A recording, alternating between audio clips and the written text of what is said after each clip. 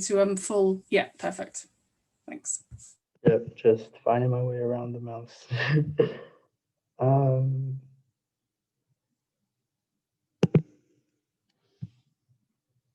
Brilliant. Well, thanks everyone for joining and Claire for organizing this. It's great to be able to speak to you all and all the members of the EAUC around this. And we're pleased to talk to you about the new grant products we are currently offering. A bit different than what we previously offered at Salix. So, but I assume most of you some of you would know what the scheme's going on by now, but hopefully we can help clarify this further in today's session. So my name is Justin, and I'll be talking about the Public Sector Decarbonisation Scheme to you. My colleague Tyler will later be joining to go over the Public Sector Low Carbon Skills Fund, where we also have a couple members of the team. We are the Universities and Colleges team, or higher education and further education institutions at Salix. We've got a couple other members, Kirsty and Laura, in the call, helping us later. So if you see a couple other random faces in the Q&A session later, they'll be there helping out. I imagine, yeah, a few questions coming from this, so please either wait till the end or just input them in the chat box later throughout the presentation. But yeah, if we can't answer the questions throughout this, then we'll aim to get those gathered and responded and back to you after this. So without further ado, we'll both be talking about both funds, covering the eligible bodies around them, the eligible projects and technologies, and the criteria of the funds, and how to apply, as well as the key application dates and the process for application and the assessment.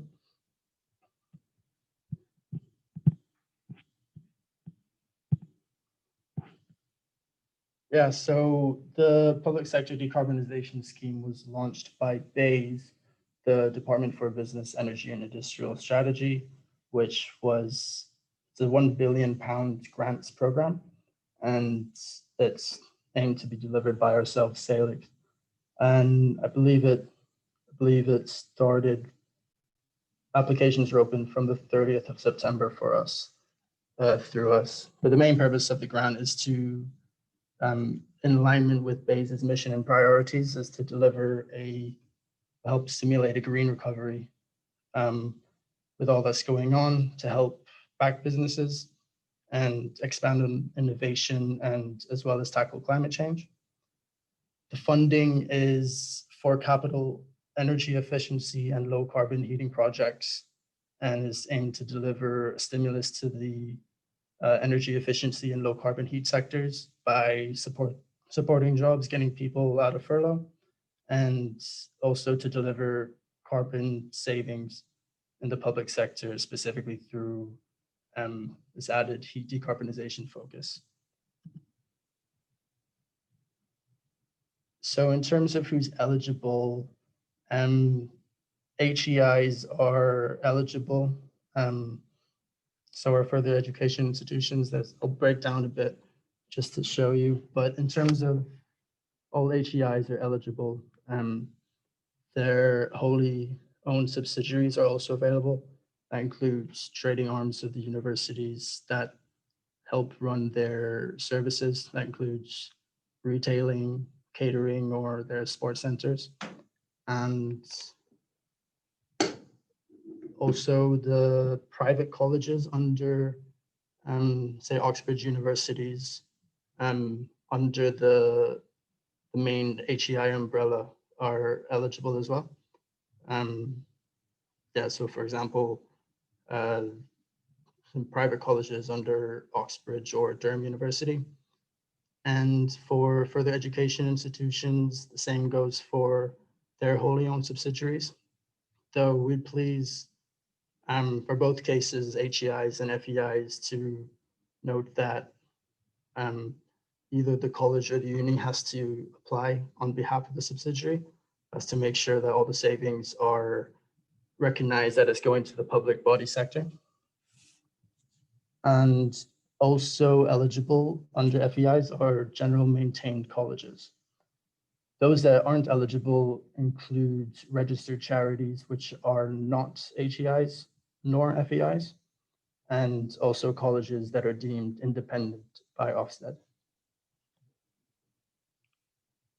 So in terms of the categories and criteria, the carbon and financial benefits have to benefit the public sector, though projects as in the previous slide, private colleges within universities are exempt as they're under the HEI umbrella. The cost to save a ton of carbon over the lifetime of the project must be no more than £500, which shows the carbon compliancy, though that's for the whole application.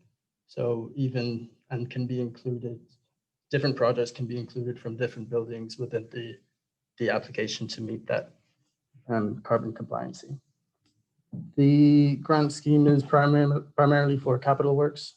However, external consultancy and management fees may be included. We're looking to cover 10 to 15% of the total cost of the application, though any existing or employee costs or costs that were previously incurred shouldn't be included into the application.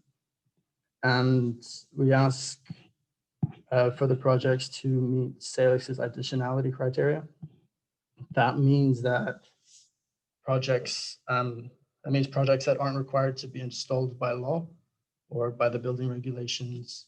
So we look for projects that go over the building regulations, and projects that aren't used for the purpose of commercial gain, or projects that haven't already begun installation.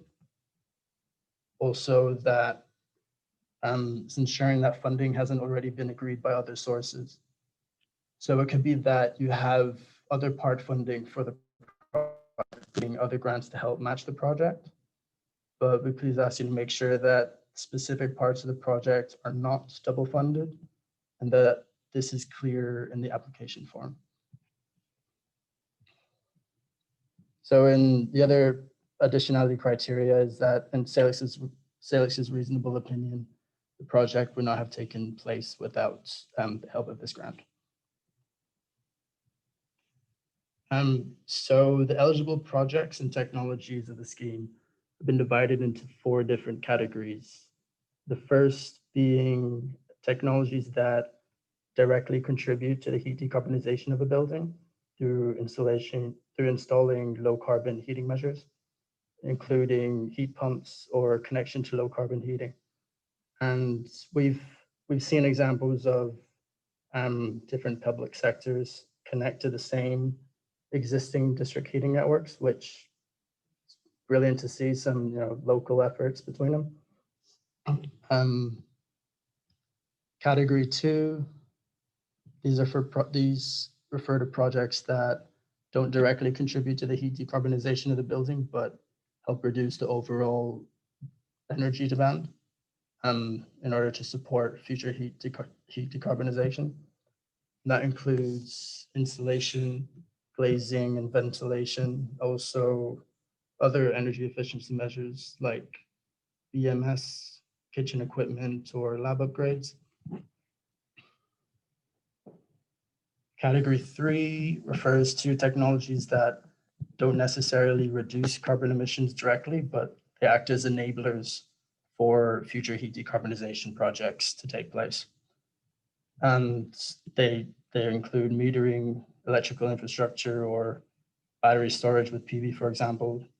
But because they don't provide they don't directly contribute to carbon reduction, they're exempt from the £500 per ton carbon compliancy. One last category, category 4. These are only permitted if they're used to replace oil and coal-fueled heating systems. And if, in Salix's reasonable opinion, it's demonstrated that there's no other viable low-carbon heating option to replace those coal or oil fuel heating systems. They include gas-fired CHP or gas boiler replacements. And then there's some further criteria around this, which in order to include Category 2 or Category 3 MET projects in the application, they must meet either one of 3 criteria, which we'd also ask for supporting commentary and evidence on how it meets this criteria. So they include criterions A, B, or C.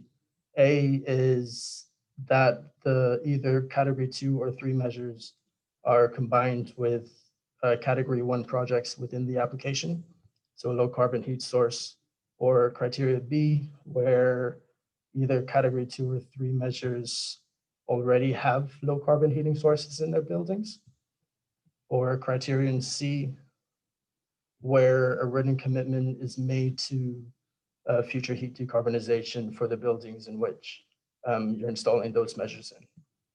Though that needs to be submitted to us by September 30th, 2021. And yeah, later you'll find out that the Low Carbon Skills Fund can be used to apply for funding to create this heat decarbonization plan. So there's further opportunities there. There's also more details around what's required and the criteria in our guidance notes on the website, as well as a template for the heat decarbonization plan to help guide you as an example. There's a, yeah, let's go there. So in terms of applying, we would advise you to look through our guidance notes just to make sure you're aware of the criteria and what we have to offer under this grant scheme. This also refers to the guidance on the first tab of the application form, which is helpful to show you more around the grants, but also how to complete the next steps found on this slide, but also in the application form. And step 2 is basically including the project details of the grant application. And then step 3 is, are you able to see whether the project is compliant or not? That's where you will input the savings measures and the projects, the project technologies.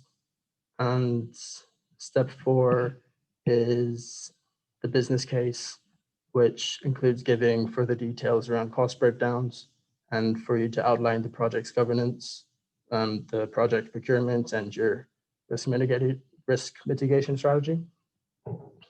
And then in step 5 is about giving evidence and showing how each project is compliant within its own category, as each category has specific criteria for eligibility, which hopefully you gathered earlier. But yeah, they at Salix will offer support from the get-go, from the project delivery and from the LCSF, Low Carbon Skills Fund, to the end of the delivery stages. So projects will be assessed on 3 key areas: the technical case, which includes the technical feasibility, future resilience, energy, carbon savings calculations, and energy monitoring plans. Also the financial case, which includes breakdown of project costs, operating and maintenance costs, and evidence of firm pricing and financial savings. Also assessed is the project governance, where this includes project risk mitigations, the project implementation or the schedule, previous experience, procurement and deliverability within the grant funding time window. So all will be taken into consideration in assessing the eligibility of the project to also ensure its successful delivery. Our technical team could ask you to put as much information as you can That's provided in the guidance just to ensure a swifter process for yourselves. So some key timelines is that the deadline is for Monday, the 11th January 2021 for the main public sector decarbonization scheme. That means that if you want a decision before 2021, we'd ask you to apply by 11th of December, because as you'll see, they try to get it back to you within 3 weeks from when you've applied. And this is sort of a rough timetable for them to have deadlines of when to give it back a decision or have it assessed by. Meaning that at the end, for projects coming at the end, we'd look to get those assessed by the 29th of January of next year. Though this means the applications will be assessed on a rolling and awarded on a rolling basis. But we expect to inform applicants within 3 weeks. That's dependent on the information given. So including project savings calculations through an Excel format, energy product specifications, and receipts of or evidence of project costs if that's applicable for you at the time. So projects should aim to be completed by the 31st of March. If that's not possible for next year, then they should be completed by the 30th of September. And Salix will prioritize assessing and approving funding for projects that have an early completion date. And the project delivery must then align with its completion date in order to remain compliant. We've got some further information on their website. It's mainly on the Public Sector Decarbonisation Scheme tab, which is quite obvious to see, but we'll have this available for you after. And I guess that's me on my side. I'll pass it on to Tyler. Could you please share your screen? Because we're not at the same place. Yeah, sure. I'll work that one out. Thank you. Thanks, Justin. You need to stop sharing your screen, and then Tyler can share his screen. That should be it. Yeah. Yeah. Perfect.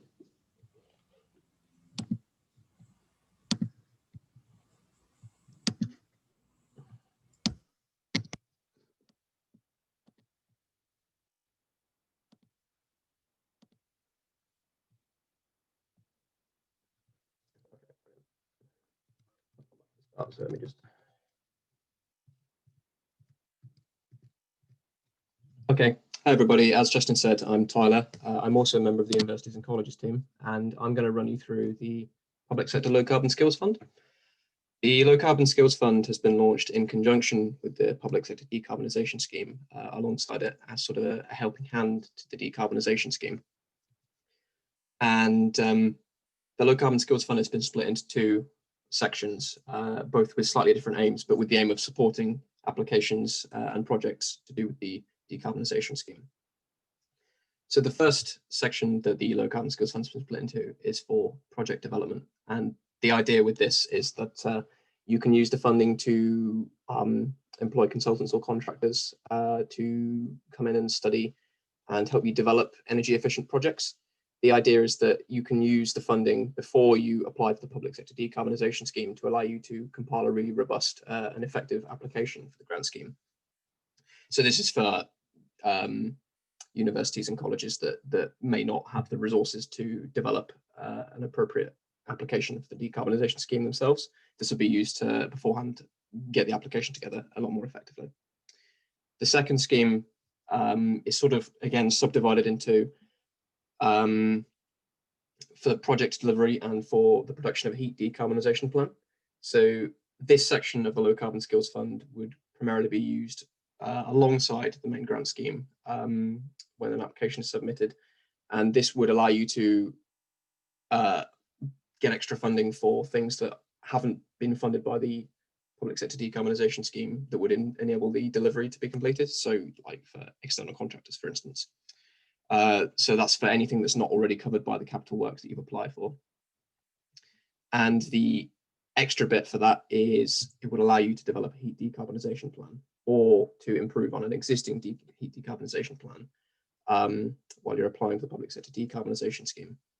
And unlike the decarbonisation scheme, the allocation will be prioritised based on need. So this is primarily for public sector bodies that don't have the resource to compile applications or deliver projects themselves without additional funding. So that's how we'll try and look at who gets the funding first. So there are two separate application portals for both of these two sections of the Low Carbon Skills Fund, but they are both available on the website in the same place. So they are available on the website. So all you have to do is sort of plan for which one or possibly both that you'd like to use, and note that there will be a separate application process for each. We'll be happy to guide you through the process though, including advice on which scheme you should be applying for, or if it's useful for you to utilize either scheme to enable you to strengthen your application and develop really robust plans for both. And you can, in the application form, decide what you'll be applying for. So if you feel that when you're applying for the project delivery, you would also like to apply for funding to develop a heat decarbonisation plan, you can choose to apply for that separately. So because of the nature of the Low Carbon Skills Fund, there are two separate deadlines for applications. Obviously, the project development will be used to develop a robust plan for the Public Sector Decarbonisation Scheme. And so project development for the Low Carbon Skills Fund comes with an earlier deadline. So that's in just under a month on the 4th of December. Whereas the project delivery and heat decarbonisation plan section of the Low Carbon Skills Fund is primarily used in conjunction, like right alongside the Public Sector Decarbonisation Scheme. And as a result, it comes with the same deadline for the decarbonisation scheme of the 11th of January.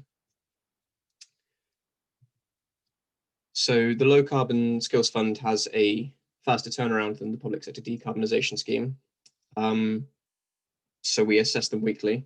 So we try to inform applicants within 5 working days of their application, within whether or not the application has been passed or if we need additional information. The idea is that you can get these work started faster that way. So there is more information available on our website alongside the procedures for the Public Sector Decarbonisation Scheme. And if you have any queries, we do have a dedicated email for you to come into and contact with the Low Carbon Skills Fund. And yeah, the Low Carbon Skills Fund isn't as complicated as the decarbonisation scheme. So that's all I have for that. So I'd be happy to take any questions on that or on the decarbonisation scheme in total. Thank you very much for listening. Thanks, Tyler and Justin. Thanks. If you do have any questions, you can unmute yourself and just say where you're from. Or if you don't have a mic, there is a chat box that you can type your question in and I can read those out. Or you can raise your hand, which you should see down at the bottom of your screen, I think near your reactions section. So any questions? Yep, so Alex Reeve from Cambridge. So I'll put your video on as well. Yes, so I've noticed, I think Joan is in the group as well. I emailed her yesterday with a question, which I'm sure lots of people will want the same answer to. It's a very tight deadline for us to actually get an application in, and particularly to actually deliver a completed project by the 30th of September. So my question really is, if the project overruns, for instance, difficulty with procurement, getting planning permission or whatever, what's the situation then with retaining the grant funding? So the 30th of September is a hard deadline, though. So in the application form, we would expect you to work towards that deadline and include throughout any contingencies or how you're going to manage to meet that deadline. If by any chance or there's any external factors that change the path of that project or impact its delivery that's out of your control, that's something that's understandable. You can understand. We just ask you to keep us informed along the process, and just, you know, so that we're aware and understand what's going on your side. And I guess a sort of related question really is that obviously getting an application in by the deadline is going to be challenging for us as well, particularly if you want to have prices in and so on. If you are underspent with the 1 billion, is there a prospect of the deadline being put back until you have spent the billion? Very good question. That's something I think more up to BEIS. I can't answer that from our side unless anyone else has an input on there. Hi. Yeah, I would say that is very unlikely at this point. It is very popular, and also please consider that this is open to all public sector in England. So normally Salix just works with local authorities, NHS trusts and the HEFE areas. So, but this is also open to central government departments as well. So it is very popular. So I would advise as much as you can to apply as quickly as possible. You know, we're also open to having pre-tender applications with rough estimates for prices and costs. And so if these change post-tender, we completely understand that, and we will review the project and reissue you with your grant offer letter. No, that's helpful, because we could probably get a cost manager estimate more straightforwardly, but we might not get quotes in time. Thanks very much. Thanks, Alex. Any more questions?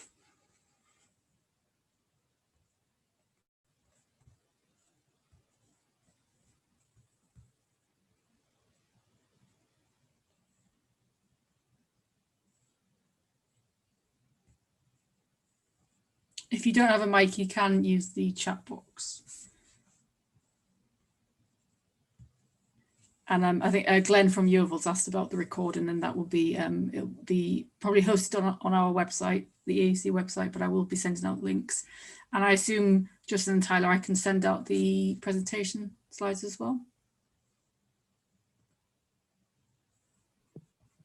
Yes. Yeah, if you can get in contact with ourselves around that, that would be great. Yep, no worries. Okay, any more questions?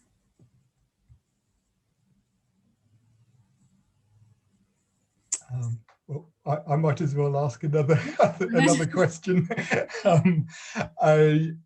Probably a more simple measure that we might be able to get in time if we can find somewhere appropriate is something like lighting replacement, but that's not heat. So just to double check, it is an option in the drop down menu, but is that eligible? Even though it's not heat related, it's just electricity reduction related. Yeah, as mentioned in the criteria earlier, it will go under category 2, so it is eligible. It would just have to meet either the A, B, or C criterions. So if the heat project won't be coming with it, then you'll either have to provide it'll either have to be in a building the building would either have to have low carbon heating source already, or you have to have a commitment for a heat decarbonization plan. Yeah, but yeah, that's definitely something. It's definitely eligible. We strongly recommend you take advantage of this opportunity for larger projects and larger decarbonization savings through heat measures. I think it's a really great opportunity for the HEFE and public sectors at the moment. No, we'd love to be able to do it just heat related. We just probably will struggle to deliver in time. That's the trouble. Yeah, of course. By all means, put those applications through. Okay, thank you. Yeah, I'd also like to add that our calculations for this scheme is slightly different to our normal seals. So we're using the Green Book methodology to calculate the carbon savings for each technology. So actually that's a bit more skewed, not a bit less favorable for electrical efficiency technologies. So LED lighting, for example, the carbon savings are a lot lower. So sometimes they might exceed the £500 per tonne criteria. So that's just something to be aware of. I think it's because we are assessing it on a more heat decarbonisation criteria rather than an electrical. Yeah, I have sort of tested a few of the options, because another simple measure that we could do perhaps more quickly is secondary glazing. But because you put such a short lifespan on secondary glazing, it wasn't going to be any point us applying for that. So although that's much more heat related, unfortunately, the calculator doesn't seem to make it very worthwhile for us to do. Right. Yeah, I think it's a good idea to kind of play around with the tool, download it from the application portal. Yeah, thank you. Yeah, and just adding to that, I think for those measures that may well go over the £500 per tonne, we advise you to look at compiling different measures under the same application form, just so that it helps you meet that carbon compliancy. And yeah, even like I said, even if it's from different buildings or different projects, you're able to put it under the same application form, just to help that. Yeah, thank you. Thanks, Alex. Anybody else? Could I also ask a question of my camera on too? I was wondering, what's the definition that you use for these sort of low carbon heating in terms of what we're talking about, sort of criterion for the category two projects? We've got a site, for instance, where we've got sort of a gas powered but sort of very low energy boiler, but it is obviously gas powered. It is not the sort of ones that you've got on your list. Would it qualify as low carbon heating or not?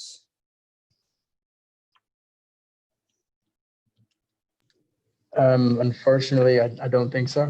That's that low carbon. They would look at heat pumps, air ground source, connections to district heating networks. But if there's any confusion you have or want to check the eligibility of the projects, please do let us know. I've emailed a couple of questions over that are more specific about what we're thinking and whether they are eligible or not. But yeah. Right. Okay. Good. Thank you. Thanks. Anybody else?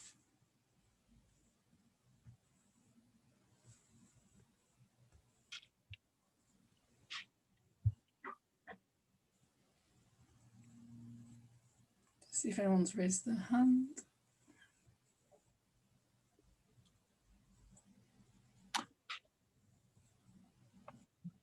Hi, sorry, can you hear me? Yeah. I'm pushing, but hi. Just a question in terms of the applications for funding for fees, the front end stuff for preparing the bids. What criteria do we need to demonstrate that the fees are value for money? How does it work? So obviously we're working to one script. I'm from New City College, so we'll work to sort of financial regs and government procurement regs. But do you have your own criteria for what you want to see there? Because we'd probably have let's say a suite of preferred partners, consultants that we could go to quite quickly, given the pressing time constraints. But is there something specific that you would like to see when we're putting bids in for that.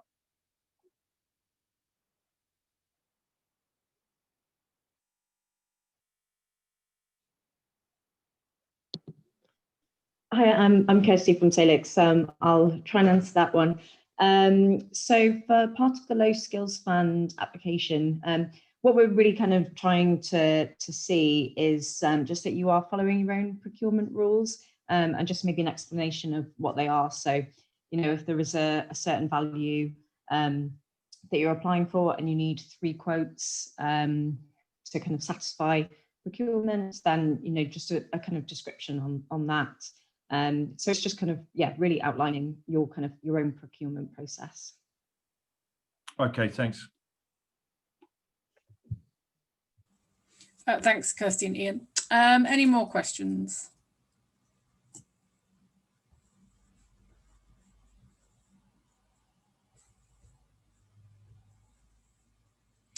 Okay, I'm going to suggest, and if we don't have any more questions, we probably wrap this up, if that's okay with everybody. As I said, it has been recorded, so I'll make sure that you're all aware of where it's hosted. Justin and Tyler said that we can send out the slides, which have contact details on as well, don't they? So I'll get them sent out to all the attendees later on today. So unless there isn't any burning questions, I just want to say thanks to everybody for attending, and thanks to Justin and Tyler, Laura, Kirsty, and the rest of the Salix team.